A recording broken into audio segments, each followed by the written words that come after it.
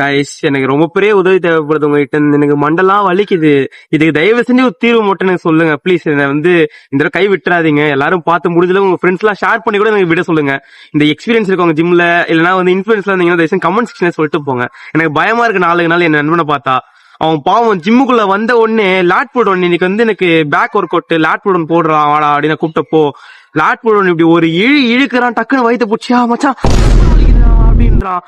துப்புலா நான் இது கேள்வியே படாத. குழந்தைங்க கூட துப்புள் வலிக்குதுன்னு சொல்லிட்டு சாப்பாடு ஊட்டிக்காமல இருந்தது இல்ல.